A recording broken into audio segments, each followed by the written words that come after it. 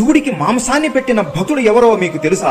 ఇతను తన నోటితో నీళ్లు తెచ్చి ఆ నీళ్లతో శివలింగానికి అభిషేకం చేశాడు అని కూడా మీకు తెలుసా? శివుడి కోసం తన 2 కళ్ళని ఇచ్చేసిన పరమ భక్తుడు, ఆ భక్తుడే బత్తకన్నప్ప. ఈ రోజు బత్తకన్నప్ప నిజమైన ఫుల్ స్టోరీ తెలుసుకుందాం. ప్రతి ఒక్క శివ భక్తుడు ఈ వీడియో తప్పకుండా చివరి వరకు చూడాలి. ఈ కన్నప్ప వీడియో మీకు చాలా బాగా నచ్చుతుంది. మన ఆంధ్రప్రదేశ్ లో ఉన్న ఊటుకూరు గ్రామంలో అప్పట్లో కోయగూడలు ఉండేవి. ఆ కోయగూడానికి నాయకుడు నాగుడు. ఈ నాగుడు దత్త అనే ఆమెను ప్రేమించి పెళ్లి చేసుకుంటాడు. కానీ వాళ్ళకి ఎన్ని సంవత్సరములు అయినను పిల్లలు అస్సలు పుట్టరు. అప్పుడు వాళ్ళు సుబ్రహ్మణ్య స్వామికి సంతానం కోసం పూజలు చేస్తారు. అలా రోజు పూజలు చేసి ఒక రోజు నాగుడు పూజలు చేస్తూ నిద్రపోతాడు. అప్పుడు సుబ్రహ్మణ్య స్వామి కలలోకి వచ్చి, మీ ప్రార్థనకి నేను మెచ్చాను. మీరు కోరుకున్నట్లే మీకు ఒక మగబిడ్డ పుడతాడు. అతను పరమ శివభక్తుడు అవుతాడు. అతని పేరు తరతరాలుగా అస్సలు మర్చిపోరు అని వరమిస్తాడు. అలా కొన్ని నెలలకే దత్త గర్భవతి అయి ఆమెకి ఒక మగబిడ్డ జన్మిస్తాడు. ఆ కొడుకుకి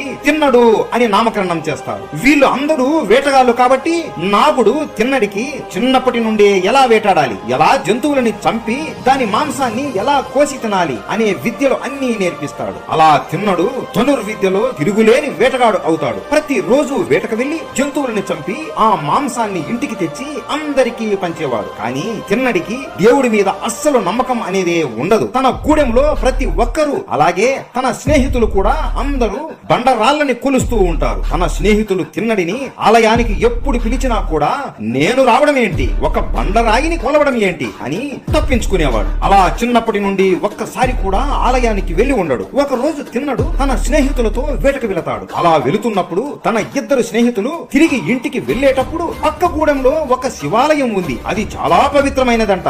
ఆ శివలింగం ముందు ఏ కోరిక కోరినా శివుడు తప్పక తీరుస్తాడంట.